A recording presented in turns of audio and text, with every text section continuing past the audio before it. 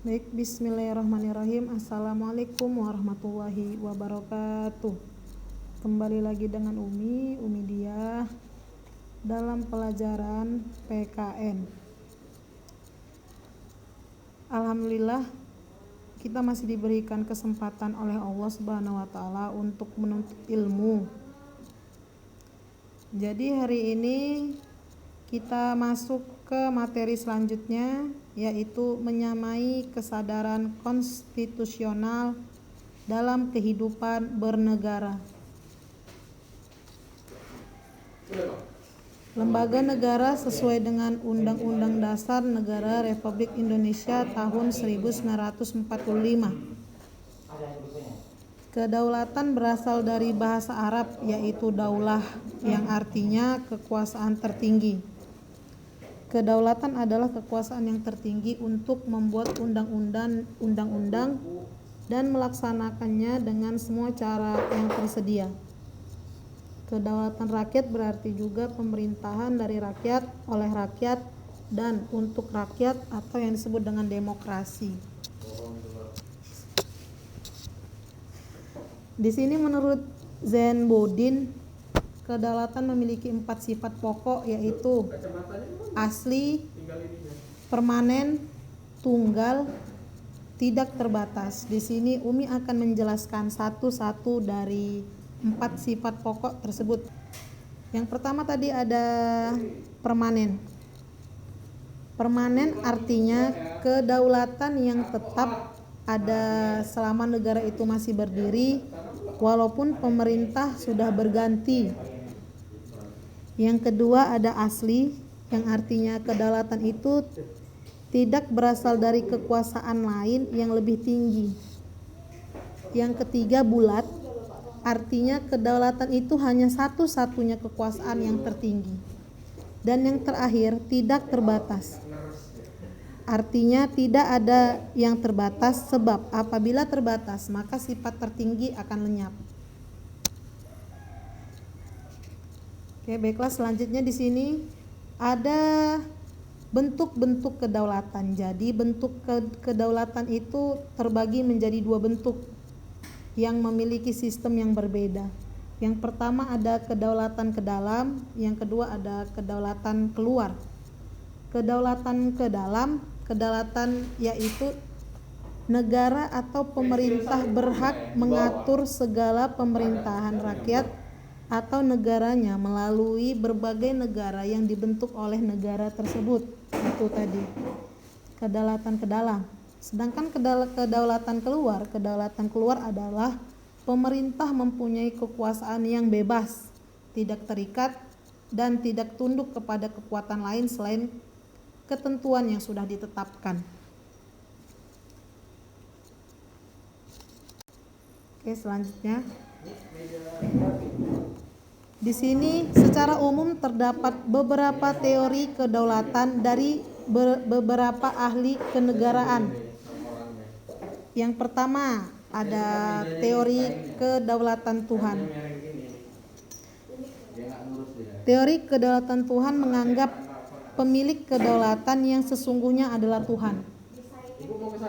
Doktrin kedaulatan Tuhan berkaitan erat dengan alam pemikiran teologis yang menganggap Tuhan sebagai prima causa atau penyebab utama. Teori ini meyakini lahirnya suatu negara hanya dapat terjadi bila dikehendaki Tuhan. Negara yang menganut paham ini disebut negara teokrasi. Negara yang menganut paham ini tidak membedakan urusan negara dari urusan agama dan sebaliknya. Seorang raja atau penguasa dianggap sebagai wakil Tuhan di dunia. Manusia yang berkuasa sebagai pemimpin di suatu negara hanya wakil yang dikehendaki Tuhan untuk memimpin. Negara yang menganut teori kedaulatan Tuhan adalah Jepang pada masa lalu dengan Kaisar Henohika sebagai titisan dewa matahari. Selanjutnya adalah teori kedaulatan raja. Nah, jadi yang tadi itu ada teori kedaulatan Tuhan ya, yang menganggap bahwasannya pemimpin yang ada di suatu negara itu adalah Tuhan mereka, atau yang ditunjuk Tuhan untuk memimpin suatu negara. Sekarang ada teori kedaulatan raja.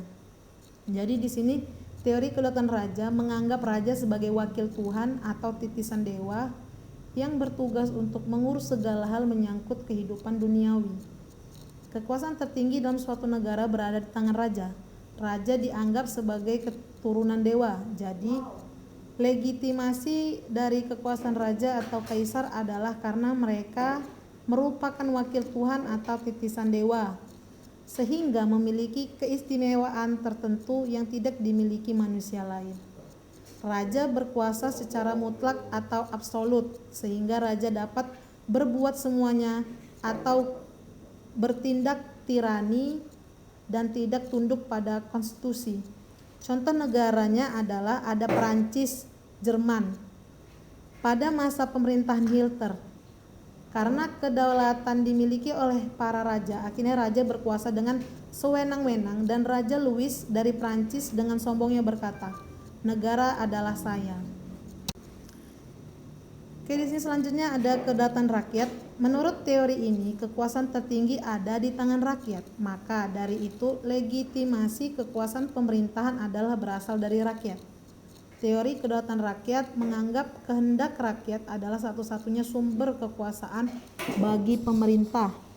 Rakyat memberikan kekuasaan pada para wakil rakyat yang menduduki lembaga legislatif maupun eksekutif untuk melaksanakan keinginan rakyat, melindungi hak-hak rakyat, serta memerintah berdasarkan hati nurani rakyat. Rakyat berhak mengganti pemerintahan yang dipilih dan diangkatnya bila pemerintah tersebut tidak melaksanakan kehendak rakyat. Praktek teori kedaulatan rakyat banyak dianut dan dijalankan oleh negara-negara demokrasi modern, termasuk Indonesia. Tokoh teori kedaulatan rakyat adalah Thomas Hobbes, Jean Jacques, dan John Locke.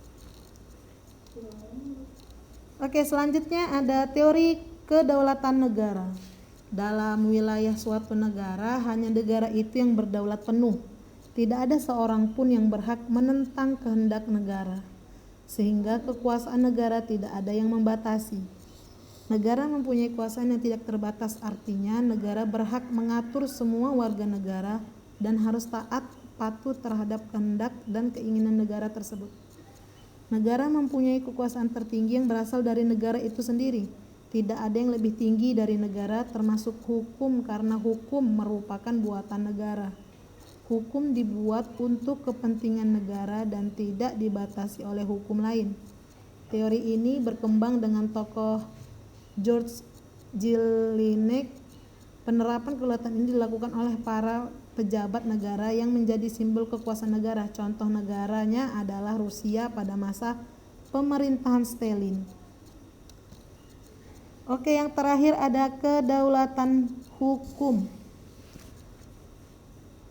Kedaulatan hukum adalah kedaulatan yang berasal dari hukum yang berlaku di suatu negara. Hukum yaitu pernyataan yang timbul dari kesadaran manusia, dan hukum merupakan sumber kedaulatan. Hukum merupakan kekuasaan yang derajatnya lebih tinggi, maka negara, pemerintahan, pengadilan, dan rakyat seluruhnya harus tunduk pada hukum. Hukum di atas segalanya. Hukum dipandang sebagai sumber dari segala sumber kekuasaan dalam negara.